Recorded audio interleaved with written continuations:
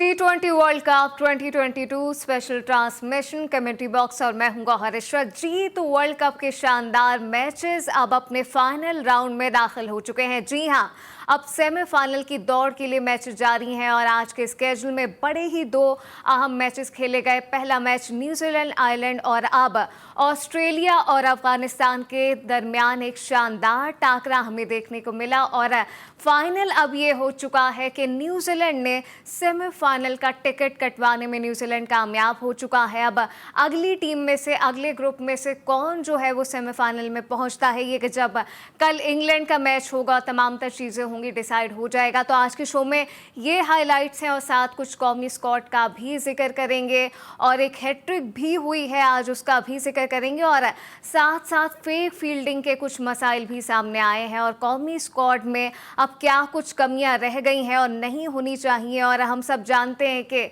Pakistani team ने अच्छी performance दी है, लेकिन अब सवालात भी उसके साथ कुछ उठना शुरू हो गए हैं। इस तमाम सूरत हाल पे बात करने के लिए हमें ज्वाइन किया है मेरे क्रिकेट एनालिस्ट वहीद खान साहब ने। वही साहब, सबसे पहले तो वेलकम। क्या कहेंगे वही साहब, आज बड़ा एक शानदार मैच अभी ख़त्म हुआ है थोड़ी देर पहले, ऑस्ट्रेलिया अफगानिस्तान, और ख़त्म हो गया है और फाइनली ऑस्ट्रेलिया ने जीत अपने नाम की है। जी, जीत तो की अपना गौर अपने नाम पे, लेकिन क्योंकि सिर्फ 4 रन से जीते हैं तो इनके लिए मुश्किल हो गई है। और इंग्लैंड का जो मैच है कल श्रीलंका से, अगर इंग्लैंड जीत जाता है वो मैच तो फिर इंग्लैंड थ्रू हो जाएगा सेमीफाइनल के लिए विद न्यूजीलैंड, और ऑस्ट्रेलिया बाहर हो जाएगा। और ये बहुत बड़ा एक धचका होगा क्योंकि ऑस्ट्रेलिया डिफेंडिंग चैंपियंस था, प्लस घर पे खेल रहा है। तो ऑस्ट्रेलिया को जितने बड़े मार्जिन से जीतना चाहिए था वो ऑस्ट्रेलिया नहीं जीत पाया। ऑस्ट्रेलिया को तकरीबन आज अफगानिस्तान को 106-116 रन तक रखना था अपना नेट रन रेट बेहतर करने के लिए, लेकिन वो ये नहीं कर पाया क्योंकि आज अफगानिस्तान ने तो उल्टा करीब आ गया था जीतने के। राशिद खान ने बहुत जबरदस्त बैटिंग की और एंड में तो अफगानिस्तान सिर्फ 4 रन से आ रहा है। लेकिन ऑस्ट्रेलिया के लिए बहुत बड़ा ये एक सेटबैक है और अब कल वो इंतजार करेंगे इंग्लैंड और श्रीलंका के मैच का, क्योंकि श्रीलंका अगर अपसेट भी कर देता है, मतलब अगर हरा भी देता है इंग्लैंड को, तो श्रीलंका तो नहीं पहुंचता सेमीफाइनल में। लेकिन यह है कि इंग्लैंड फिर बाहर हो जाएगा और ऑस्ट्रेलिया फिर आ जाएगा मतलब सेमीफाइनल में। तो ऑस्ट्रेलिया, जितना भी क्रिकेट फैंस है ऑस्ट्रेलिया के, वो सब कल बड़ी बेताबी से इंतजार करेंगे इंग्लैंड श्रीलंका मैच का। लेकिन मुझे लगता नहीं है गौर के इंग्लैंड हारेगा, क्योंकि इंग्लैंड की टीम बहुत स्ट्रांग है, one of the strongest team in tournament. तो हाँ, तो मतलब बहुत बड़ा एक सरप्राइज होगा अगर श्रीलंका से हार जाए। बाकी न्यूजीलैंड तो आज आयरलैंड को हरा दिया अच्छे मार्जिन से और वो पहुंच गए सेमीफाइनल्स में। तो वो पहली टीम बन गई है बेसिकली जो कि सेमीफाइनल में पहुंची है और अच्छी परफॉर्मेंस थी आज उनकी तरफ से, क्योंकि उनके कप्तान केन विलियमसन ने बहुत अच्छी बैटिंग की, बाद में उनके स्पिनर्स ने बहुत अच्छी बॉलिंग की, जिसकी वजह से जो है आयरलैंड ने कोशिश तो की लेकिन अनफॉर्चुनेटली वो कर नहीं पाए। लेकिन जो मजेदार मैच था वो ऑस्ट्रेलिया और अफगानिस्तान का था। और आज ऑस्ट्रेलिया की तरफ से एरन फिंच नहीं खेले इंजरी की वजह से, तो मैथ्यू वेड ने कप्तानी की। फिर 2 और चेंजेस थे, कैमरॉन ग्रीन आए, फिर उन्होंने उसको खिलाया, अपना केन रिचर्डसन खिलाया मिचेल स्टार्क की जगह, क्योंकि बड़ी हैरानकुन बात है क्योंकि स्टार्क बहुत अच्छी बॉलिंग कर रहे हैं इस टूर्नामेंट में। तो बात कर ही रहे, लेकिन ऑस्ट्रेलिया का भी मैं यहाँ पे जिक्र करना चाहूंगी। आप क्या समझते हैं, आज एक जो ऑस्ट्रेलिया की एक जो स्पोर्ट्समैन स्पिरिट होती है, जो वो फाइट बैक करके खेलते हैं, वो चीज नजर नहीं आई। कप्तान भी आज नहीं थे। जी, मैं यही कह रहा हूँ कि आज उनके कप्तान नहीं थे, एरन फिंच वो इंजर्ड थे, प्लस फिर उन्होंने जो है अपना 2 चेंजेस और की। फिंच की जगह तो कैमरॉन ग्रीन ने ओपनिंग की, लेकिन उसके अलावा उन्होंने केन रिचर्डसन को लेके आए मिचेल स्टार्क की जगह। और मिचेल स्टार्क का बाहर होना थोड़ा सा सरप्राइजिंग था, इसलिए क्योंकि वो बहुत अच्छी बॉलिंग कर रहे हैं इस वर्ल्ड कप में। तो अब पता नहीं क्या वजह है कि उनको नहीं आज खिलाया गया। अगर वो फिट नहीं है तो फिर बहुत बड़ा मसला है ऑस्ट्रेलिया के लिए, लेकिन अगर वो फिट थे तो फिर उनको ना खिलाना तो बहुत बड़ी, मतलब मेरे हिसाब से बहुत बड़ी गलती की है फिर ऑस्ट्रेलिया ने, उनको अगर आज नहीं खिलाया। इंजरी की तो बात हो रही है, लेकिन आपको क्या वजह लगी, आपकी क्या टेक है इस पर? स्टार्क इंजरी की कोई बात नहीं हुई गौर, स्टार्क के बारे में कोई इंजरी का जिक्र नहीं आ रहा है, सभी बात हो रही है अभी साहब। हाँ, इंजरी तो इंजर्ड जो है वो एरन फिंच थे और जिसकी वजह से वो नहीं खेल पाए, और टिम डेविड नहीं खेल पाए इंजरी की वजह से। लेकिन ये दोनों प्लेयर्स तो इंजरी की वजह से नहीं खेले, वो समझ में आती है, लेकिन मिचेल स्टार्क का ना खेलना हैरानकुन बात है।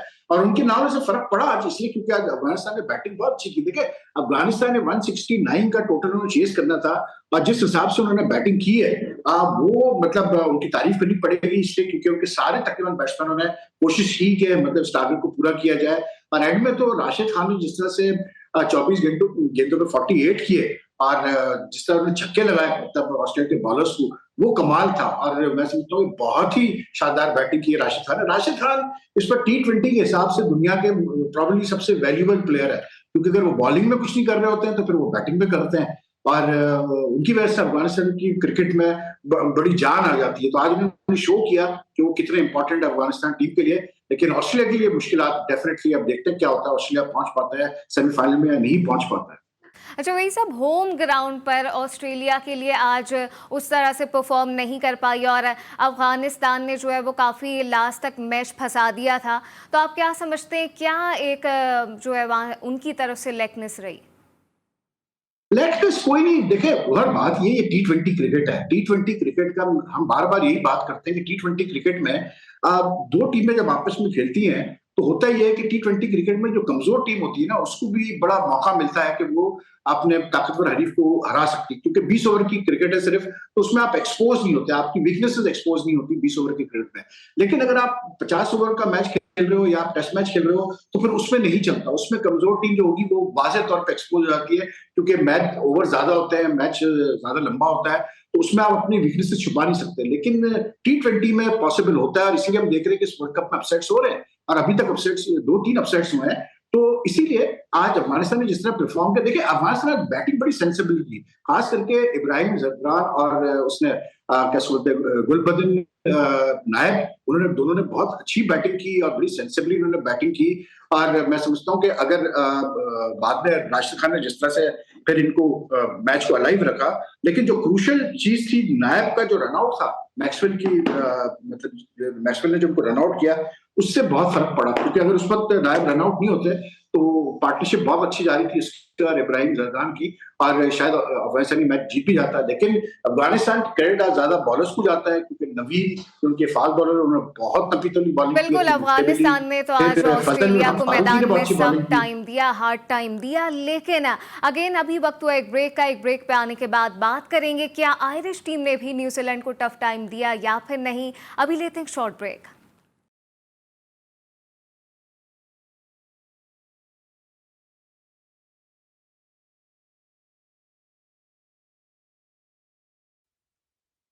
तो बात करेंगे अब आयरिश टीम और न्यूजीलैंड के टाकरे की शानदार इनिंग, और यही इनिंग न्यूजीलैंड को लेकर गई है सेमीफाइनल में। वही साहब, इसी परफॉर्मेंस की आप बात कर रहे थे, क्या कहेंगे, शानदार वाकई आज परफॉर्मेंस देखने में आई? बिल्कुल, आज केन विलियमसन ने अपना बिल्कुल अंदाज चेंज किया बैटिंग करने का, और आज बजाय इसके कि वो सिर्फ मतलब एंकर रोल प्ले करते हैं, उन्होंने तेज बैटिंग की, अपने स्ट्राइक रेट पे बहुत जोर दिया, और आज तकरीबन उन्होंने 170 के स्ट्राइक रेट पर बैटिंग की। तो उन्होंने जो रन्स किए बड़ी तेजी से रन्स किए, और जब उन्होंने तेजी से रन्स किए, अच्छी इनिंग्स खेली, तो न्यूजीलैंड को जो है प्लेटफॉर्म मिल गया, उनके इर्द गिर्द जो है फिर इस तरह से बैटिंग हुई। एरन कैसे बोलते हैं जो उनके ओपनर्स है, उन्होंने भी अच्छी बैटिंग की, और नीचे से भी थोड़े से रन हो गए। तो 185 कर लिए थे न्यूजीलैंड ने, खास करके विलियमसन की तेज इनिंग्स की वजह से।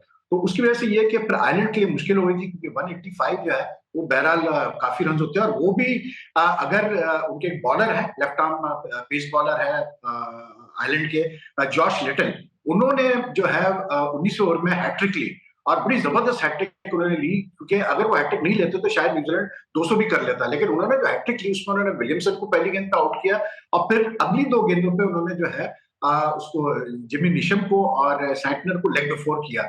दोनों लेफ्ट हैंडर्स हैं, तो एक हैट्रिक में एक बॉलर अगर एक हैट्रिक ले रहा है और लेग बिफोर कर रहा है बैट्समैन को, 2 बैट्समैनों को हैट्रिक में, तो ये बड़ी कमाल की चीज होती है, क्योंकि क्रिकेट में उमूमन लेग बिफोर आप इतना नहीं सुनते हैट्रिक में। लेकिन बहरहाल उन्होंने सेकंड हैट्रिक की इस वर्ल्ड कप की, जॉश लिटल ने बहुत शानदार उन्होंने बॉलिंग की थी, विकेटें भी ली उन्होंने।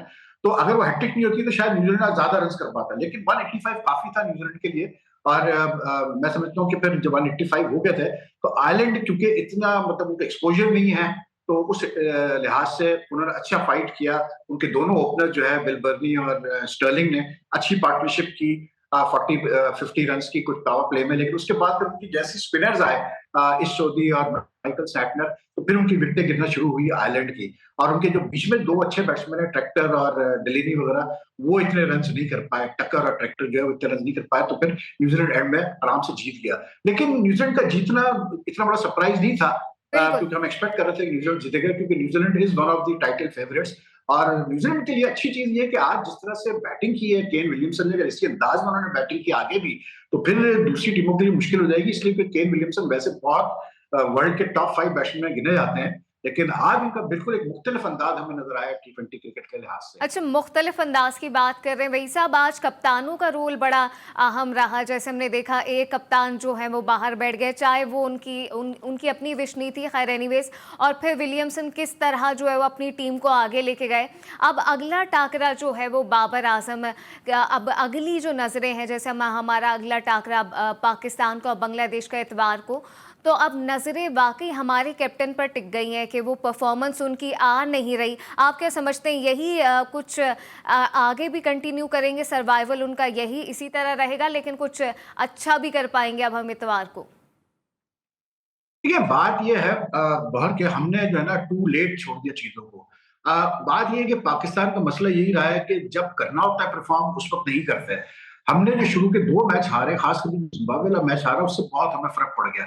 और बाद में अब ठीक है, अब अच्छा खेल रहे हैं, 2 मैच हम जीत भी गए। साउथ अफ्रीका से कल हमने बहुत बड़ा मैच जीता, लेकिन एक तरह से मुझे फील आती है टू लेट कर दिया चीजों को। और फिर ये टीम की, हमारी टीम का एक मसला ये है कि जब इनको क्रिटिसाइज करो, जब इनको हंटर पड़ते हैं, तो उसके बाद फिर ये मतलब अगला मैच अच्छा खेलते हैं। तो ऐसा क्यों है? क्यों क्रिटिसिज्म होनी चाहिए तो फिर ये अच्छा खेलेंगे? इनको तो डे 1 से जाके अच्छा खेलना चाहिए। रही बात बाबर की, देखें इस टीम को अगर आप पूरा देखें वर्ल्ड कप स्क्वाड को जो पाकिस्तान की गई है, तो इसमें 3 प्लेयर ऐसे हैं, आसिफ अली, आपका हैदर अली और खुशदिल शाह, जो कि टोटल फेलियर रहे और डिसअपॉइंटमेंट रहे। तो चले, ये तो है कि इन तीनों से कोई आगे उम्मीद भी की नहीं जा सकती आपको। बाबर भी रन नहीं कर पाए, बिल्कुल भी इस टूर्नामेंट में फेल होते रहे, लेकिन क्योंकि बाबर एक मतलब बहुत मंजेवा बैट्समैन है, रन कर चुका है, हमें पता है कि वो मतलब बहुत आले पाए का बैट्समैन है, तो बाबर से तो आप उम्मीद कर सकते हैं कि किसी न किसी स्टेज पे उसकी फॉर्म वापस लगेगी, वो रन करेगा। कल का जो मैच है उसमें मसला ये है कि हम अच्छा खेल भी लें, लेकिन सारा डिपेंडेंस हमारा है कि बाकी मुकाबलों में क्या होता है, मतलब नीदरलैंड्स और साउथ अफ्रीका के मैच में क्या होता है, बाबर की इंडिया बात कर रहे हैं। क्या होता जी जी सर, कंटिन्यू है।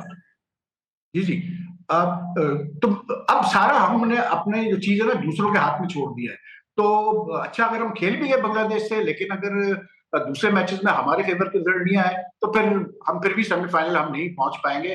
तो ये एक बहुत बड़ा डिसअपॉइंटमेंट है पाकिस्तानी क्रिकेट फैंस के लिए। और एक और बात मैं करूं, गौर मैं देख रहा था कि बहुत सारे लोग ये बात कर रहे हैं कि उम्मीद कर रहे हैं कि जी कल बांग्लादेश और साउथ अफ्रीका का मैच अगर बारिश की नजर हो गया, परसों अगर मैच बारिश की नजर हो गया इतवार को, तो फिर पाकिस्तान के चांसेस बढ़ जाते हैं आने के लिए, क्योंकि जो तरीकेकार इस वर्ल्ड कप का वो इस तरह से है कि अगर 2 टीमों के पॉइंट्स बराबर हैं, मतलब मैचेस के बाद, तो फिर पहली चीज जो देखी जाती है वो ये देखी जाएगी कि जी कितने मैचेस जीते हैं उन्होंने, मतलब पूल में अपने, और फिर उसके बाद फिर नेट रन रेट देखा जाता है कि नेट रन रेट क्या है। तो उस हिसाब से अगर आप देखें तो पाकिस्तान अगर बांग्लादेश से जीतता है, तो पाकिस्तान और साउथ अफ्रीका और बांग्लादेश का, सॉरी साउथ अफ्रीका नीदरलैंड्स का मैच नहीं होता, तो फिर पाकिस्तान के चांसेस बढ़ जाते हैं जाने के, क्योंकि पाकिस्तान ने ज्यादा मैच जीते। लेकिन मसला जो है वो ये है कि साउथ अफ्रीका नीदरलैंड्स का मैच भी एडिलेड में है, और पाकिस्तान और कैसे बोलते हैं अपना बांग्लादेश का मैच भी एडिलेड में है।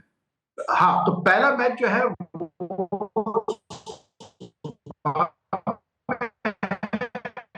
जी वही साहब, वही बात हो रही है कि अब शाहीनों का अगला मुकाबला है, पाकिस्तान जो है वो एक बार फिर अगेंस्ट बांग्लादेश इतवार को मैदान में उतरेगा। आप क्या समझते हैं, यहाँ तक वही साहब ये भी बातें हो रही हैं अब तो ये सिनेरियोस को लेके कि जिम्बाब्वे जो है वो भारत को हरा देगा, इस पे क्या कहेंगे? काट दी इससे तो समझते हैं कोई फर्क पड़ेगा? आपने मेरी बात काट दी, पहले पूरी बात सुन ले, जो बहुत जरूरी बात जी जी वही साहब, वो ये है कि आवाज आपकी बीच में से डिस्टॉर्शन हो रही थी।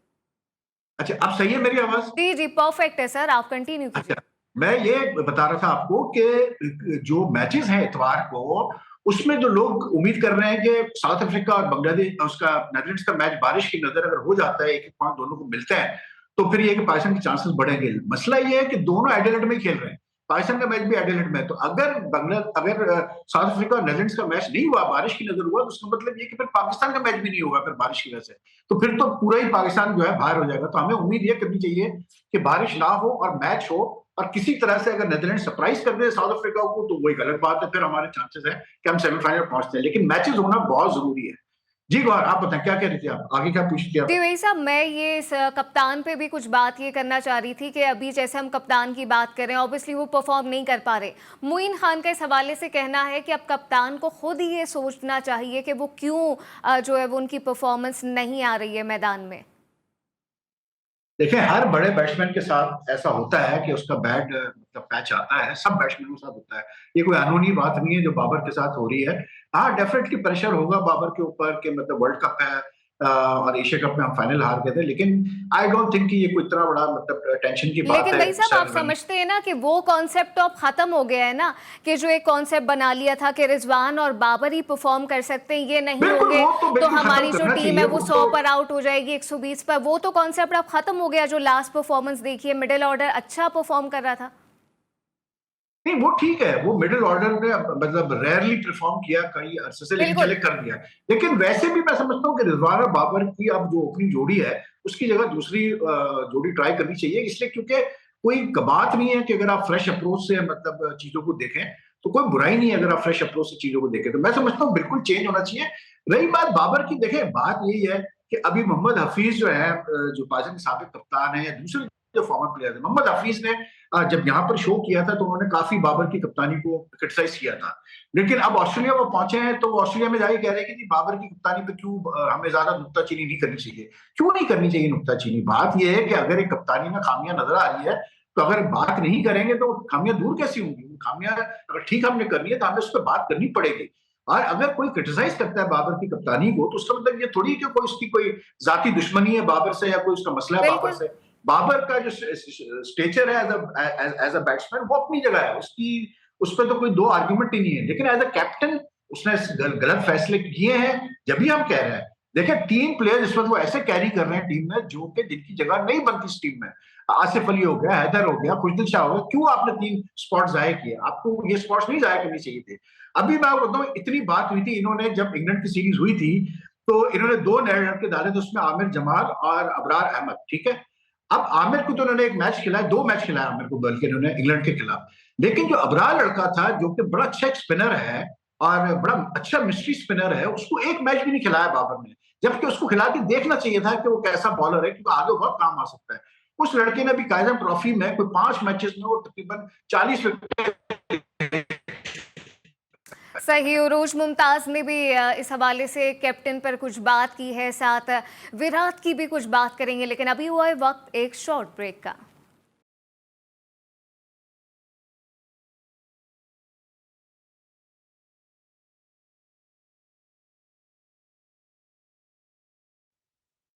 Welcome back. अब बात होगी बाबर की कप्तानी की, जिसको लेकर अब बहुत बातें हो रही हैं। वही साहब, क्या कहेंगे? ये हम डिस्कस कर रहे हैं, ये बातें हो रही हैं कि बाबर शायद प्रेशर में है, तो आप समझते हैं एक और कप्तान का ऑप्शन आ गया है शादाब का? उरूज मुमताज भी इस हवाले से कहती हैं कि शादाब को हमें कंसिडर करना चाहिए और बाबर को कप्तानी के प्रेशर से अब निकाल देना चाहिए। ये चीज तो पहले सोचनी चाहिए थी ना, जब बाबर को तीनों फॉर्मेट का कप्तान बनाया था। इस वर्ल्ड कप तक जो है, मतलब बल्कि एशिया कप तक जो है, तो किसी ने ये बात नहीं की थी, इसलिए क्योंकि बाबर रन्स कर रहे थे। अब क्योंकि बाबर से रन्स नहीं हो रहे होंगे, थोड़ा सा बैट पैच लगा है, तो सब ये बातें करना शुरू हो गए। ऐसा नहीं है। देखें, बात यह है कि मैं समझता हूँ कि बाबर से बेहतर आपके पास कोई ऑप्शन नहीं है व्हाइट बॉल के लिए। शादाब का जो बात की जा रही है, शादाब में अभी वो मेच्योरिटी नहीं है कि वो कप्तानी कर सकता है पाकिस्तान की। इसलिए क्योंकि आपको कप्तान बनने के लिए सबसे बड़ी चीज ये होती है कि आप में ये चीज एक होनी चाहिए कि आपकी रिस्पेक्ट होनी चाहिए टीम में एज ए परफॉर्मर। तो बाबर की जो परफॉर्मेंसेज है वो ऐसी हैं, और उनकी जो स्टैंडिंग है एज ए बैट्समैन वो ऐसी है कि वो आगे भी चल के चेंज नहीं होनी है। वो मतलब एक एक टॉप लेवल के बैट्समैन ही रहेंगे, एक बहुत आला पाए के बैट्समैन रहेंगे। और शादाब का हमें नहीं पता होता है, कभी वो परफॉर्म करते हैं, कभी वो नहीं करते हैं। उनकी इंजरीज के भी बहुत इश्यूज चलते हैं, फिटनेस के। तो आई कंसिस्टेंसी डोंट नहीं है। थिंक कि ये कोई कंसिस्टेंसी नहीं है, तो मैं नहीं समझता कि बाबर को हटाना चाहिए। हाँ, ये जरूर आप कर सकते हैं कि टेस्ट क्रिकेट में आप शान मसूद को कंसिडर करें फॉर द टेस्ट कैप्टनसी, क्योंकि अगर एक फॉर्मेट अगर आप टेस्ट से जो है बाबर के ऊपर लोड कम कर देते हैं, तो उसमें कोई बुराई नहीं है, कोई कबात नहीं है, बिल्कुल वो कर सकते हैं आप। लेकिन व्हाइट बॉल में बाबर ही सही है, क्योंकि आगे चल के आप मतलब फ्यूचर है, आपने उसको कप्तान बनाया इसलिए था कि आपने मतलब एक फ्यूचर इन्वेस्टमेंट की थी। तो इतने जल्दी जो है, अगर एक टूर्नामेंट में उससे रन नहीं हुए, इसका मतलब ये नहीं कि वो फिर जो है उस पर इतना प्रेशर आ गया कि उससे कप्तानी नहीं हो रही है, उससे रन नहीं हो रहे। पहले वो रन करता आ रहा है एज अ कैप्टन, और उसने बड़े अच्छी चीज खेली है एज अ कैप्टन। अच्छा वही साहब, एक और इशू कल से बड़ा हाईलाइट हो रहा है विराट की, परसों से बल्कि विराट की जो फील्डिंग है उसको कहा जा रहा है कि वो फेक फील्डिंग है। और अभी इसी सिलसिले में बीसीबी के क्रिकेट ऑपरेशन के चेयरमैन हैं नूर जलाल, उन्होंने भी कहा है कि कल जो है वो शकीब ने काफ़ी बार कहा कि जी आप पिच को सूखने दें और देन फिर उसके बाद सारी चीज़ें डिसाइड हो। तो इस पर आप क्या ऐड करना चाहेंगे? देखिए, बात यह है, इसमें बहुत दो तीन चीजें हैं। अगर पहले ये पिच वाला मामला तो दूसरा है, उस पर मैं नहीं समझता कि कोई इतना टेंशन की बात है, इसलिए कि वो एम्पायर्स के हाथ में होता है। तो अगर एम्पायर समझते हैं कि पिच फिट है खेलने के लिए, प्लेयर्स के लिए डेंजरस नहीं है, तो आपको खेलना है, आप मना नहीं कर सकते। ठीक है, वो तो छोड़ दें, वो इतना बड़ा इशू नहीं है। जो विराट वाला जो इशू है ना, ये एक वाकई एक मतलब सीरियस इशू है, इन द सेंस के जो बांग्लादेश फील्ड बोर्ड के जो डायरेक्टर है जलाल, उन्होंने जो बात कही है, उन्होंने जो क्लेम किया है, वो कहते हैं कि जी शकीब ने और हमारे जो है बैट्समैन जो थे उस वक्त, उन्होंने अंपायर को पॉइंट आउट किया कि जी विराट ने ये हरकत की है, फेक फील्डिंग की है।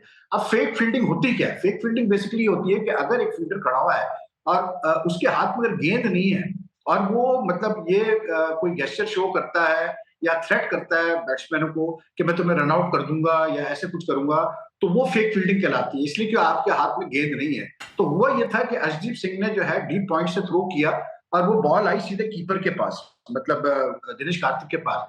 विराट बीच में खड़ा था पॉइंट पे, तो विराट ने पॉइंट पे खड़े होके ये शो किया, इंप्रेशन दिया कि उसके हाथ में बॉल है और उसने नॉन स्ट्राइकर एंड पे रन आउट करने का उसने थ्रेट किया, जो कि फेक फील्डिंग में माना जाता है। अब मसला ये है कि अगर जलाल यूनुस की ये बात सही है कि शकीब ने और उसने क्या उसका नाम है अपना दूसरे बैट्समैन ने नूरुल हसन। पॉइंट आउट किया अंपायर को। हाँ, पॉइंट नहीं, नूरुल हसन तो बाद में आए थे if I am not mistaken, जो भी था बैट्समैन, अगर उन्होंने पॉइंट आउट किया एम्पायर को ये चीज के लिए विराट ने की है फेक फील्डिंग, तो फिर मैं समझता हूँ कि एम्पायर्स को उस वक्त रिप्ले भी देख सकते थे, वो कोई ऐसा मसला नहीं था, थर्ड एम्पायर से कंसल्ट भी कर सकते थे, क्योंकि 5 पेनल्टी रन की बड़ी अहमियत होती है। अगर आप फील्ड अगर ये मतलब कंफर्म हो जाए कि फेक फील्डिंग की है एक फील्डर ने, तो 5 पेनल्टी रन दिए जाते हैं उस टीम के खिलाफ जिस टीम से वो फील्डिंग कर रहा है। तो ये बहुत इंपॉर्टेंट चीज है। अब जो आईसीसी की मीटिंग होगी मेलबर्न में इस वर्ल्ड कप के बाद 13, 14, 15 को, उसमें क्लियर पोजीशन आएगी। जिस तरह बांग्लादेश कह रहा है कि हम इसको टेकअप करेंगे आईसीसी में, तो देखना पड़ेगा कि क्या हुआ और क्या नहीं हुआ। लेकिन एम्पायर से गलतियां तो हो रही हैं इस टूर्नामेंट में। आज का मैच भी अगर आप देखें तो जो फोर्थ ओवर था ऑस्ट्रेलिया की इनिंग्स का, जब वार्नर और मिचेल मार्श बैटिंग कर रहे थे, तो वो 5 बॉलों का ओवर दिया एम्पायर ने, मतलब मिस कर गया वो छठी बॉल। तो ये एक बहुत बड़ा मतलब ब्लंडर होता है एम्पायर की तरफ से कि अगर आप पूरे ओवर मतलब बॉल मिस कर जाए, तो 5 बॉल का ओवर उसने दिया ऑस्ट्रेलिया के इनिंग्स में। तो थोड़ा सा एम्पायर से गलतियां हो रही है, लेकिन मसला ये कि एम्पायर भी ह्यूमन बींग्स है, इंसान है, गलतियां उनसे हो सकती है, और इसीलिए जो है ये टेक्नोलॉजी को लाया गया। लेकिन ये जो विराट वाला मामला है ये काफी सीरियस है, इसको देखना पड़ेगा कि अगर एम्पायर को बताया गया था तो फिर एम्पायर ने क्यों नहीं इस मामले को ऊपर लेके चला है, क्योंकि फिर वो 5 पेनल्टी रन जो है वो बड़े फिर इंपॉर्टेंट हो जाते हैं, क्योंकि एंड में जिस जिस मार्जिन से बांग्लादेश हारा, वो भी इसी मार्जिन से हारा है। तो ये थोड़ा सा है। बाकी देखिए बार ये भी बात होती है कि आईसीसी जो है वो इंडिया को फेवर करता है और काफी चीजों में फेवर करता है, ऐसा करता है। बात ये है कि मैं सिर्फ इतना जानता हूँ कि देखिए फेवर वो मतलब अगर हम कहीं कंसीड करते हैं फेवर करता है, तो फिर भी जब तक कि एक टीम अच्छा नहीं खेलेगी तो वो जीत थोड़ी सकती है। फेवर आप क्या कर सकते हैं? आप एम्पायर को तो ये तो नहीं कह सकते कि जी आप गलत आउट दे इसलिए क्योंकि आप डीआरएस मौजूद है, तो एम्पायर गलत आउट तो दे नहीं सकता था, जैसे पुराने जमाने में होता था। तो आप क्या फेवर करेंगे? रही बात के वेट आउटफील्ड की, तो वो वेट आउटफील्ड तो दोनों के लिए थी ना, बैट्समैनों के लिए सिर्फ थोड़ी थी वो, मतलब बॉलर्स के लिए तो और मुश्किल है वेट आउटफील्ड पे बॉलिंग करना, क्योंकि बार बार जब बॉल जाएगी आउटफील्ड में तो वो तो गीली होगी, तो गीली बॉल से बॉलिंग करना बॉलर्स के लिए और मुश्किल हो जाता है, बैटिंग करना आसान होता है। तो वो आर्ग्यूमेंट तो बेकार आर्ग्यूमेंट है। लेकिन ये कोहली वाला जो मसला है इसको बिल्कुल टेकअप करना पड़ेगा और आईसीसी को इसको देखना पड़ेगा कि एम्पायर्स को अगर बताया गया तो एम्पायर्स ने क्यों नहीं उसका नोट लिया। अच्छा वही साहब, इस हवाले से वकार यूनुस का भी एक यही स्टेटमेंट था कि एम्पायर जो है वो अपना काम करे। और विराट को लेकर आप समझते हैं कि विराट को लेकर एम्पायर क्या उनके किसी प्रेशर में आ सकते हैं? आते हैं, देखें एम्पायर जो है वो बड़े प्लेयर्स के प्रेशर में बिल्कुल आते हैं, डिपेंडिंग कि आप कौन से एम्पायर हैं, आप कौन है। लेकिन ये होता है बिल्कुल, जो जैसे विराट लेवल का अगर प्लेयर हो तो बिल्कुल प्रेशर में एम्पायर आता है, इसमें कोई दो शक नहीं। देखिए जो विराट वाला इवन जो इंसिडेंट हुआ है वो वाइड का बाउंसर वाला, वो भी गलत था विराट की तरफ से, इसलिए क्योंकि आपका बैट्समैन का काम नहीं होता है ना एम्पायर को बताना कि आप वाइड देखें, आप नो बॉल देखें, वो एम्पायर देख रहे हैं। तो विराट से कुछ गलतियां हुई हैं इस टूर्नामेंट में जो आई थिंक के मतलब इग्नोर हो गई हैं, लेकिन मुझे ये फील आती है कि उससे बात करनी पड़ेगी इंडियन टीम मैनेजमेंट को बैठ के कि भाई ये चीजें आप ना करें, क्योंकि इवेंचुअली ये टीमें फिर जो है, क्योंकि आजकल सोशल मीडिया का जमाना है, सारे मैच टीवी पे आ रहे हैं, कोई चीज छुपती नहीं है। अब ये जो 5 बॉल का ओवर दिया आज मतलब एम्पायर्स ने, ये भी छुपी नहीं ना, ये भी आ गई बात, किसी ना किसी ने पकड़ लिया, देखिए ये गलती हुई एम्पायर से। तो आजकल अगर कोई ऐसी चीज होगी फील्ड पे तो वो छुपेगी नहीं। तो इसीलिए मैं कह रहा हूँ कि बड़ा केयरफुल रहना पड़ता है आज के लड़कों को, प्लेयर्स को, कि वो किस तरह से मतलब बिहेव कर रहे हैं फील्ड पे, या क्या हरकत कर रहे हैं या क्या नहीं करना चाहिए उनको। आपको विद इन द लॉज रह के चीज करनी पड़ती है, और अगर आप लॉ से बाहर जा रहे हैं तो फिर वो मामला फिर जो है ना संगीन हो जाता है। तो इसलिए मैं कहता हूँ कि बहुत केयरफुल रहना पड़ता है आजकल प्लेयर्स को, इवन हमारे प्लेयर्स को भी बहुत केयरफुल रहना चाहिए हर चीज इस मामले में, क्योंकि आप एम्बेसडर होते हैं अपनी कंट्री के। तो अगर आपकी तरफ से कोई होता ही हो तो फिर वो बदनामी मुल्क की होती है, प्लेयर की तो होती है, मुल्क की भी बदनामी होती है। अच्छा वही साहब, आयरलैंड की विमेंस टीम जो है वो पाकिस्तान आई भी है, आज देखा काफी अच्छा उनकी तरफ से परफॉर्मेंस रही। बिल्कुल, पाकिस्तान ने तो 335 आज रन कमाल के बनाए उन्होंने। मतलब पाकिस्तान विमेंस ने जो है बड़ी बुरी तरह मारा है आयरलैंड को आज विमेंस टीम को लाहौर में, और कमाल की सॉरी रिकॉर्ड पार्टनरशिप हुई है उसका मतलब हमारी लड़कियों के की तरफ से। और सिद्रा अमीन ने 176 रन किए, महाम ने 107 रन किए, और कोई 221 या 25 की ओपनिंग पार्टनरशिप की है सॉरी, जो कि बहुत बड़ी पार्टनरशिप होती है। और 335 की पाकिस्तान की वुमेन्स टीम ने, और बड़े आराम से उन्होंने पर हराया आयरलैंड को। बात यह है गौर कि इसमें तो कोई दो राय नहीं है कि पाकिस्तान की जो वुमेन्स टीम है इस वक्त, वो अगर आप आईसीसी की रैंकिंग में जाते हैं तो पाकिस्तान की टीम जो है वो ऑस्ट्रेलिया, इंडिया, इंग्लैंड से, या मे भी शायद न्यूजीलैंड से, आप समझे चौथे या पांचवें नंबर पर बैठी है पॉइंट्स टेबल पे।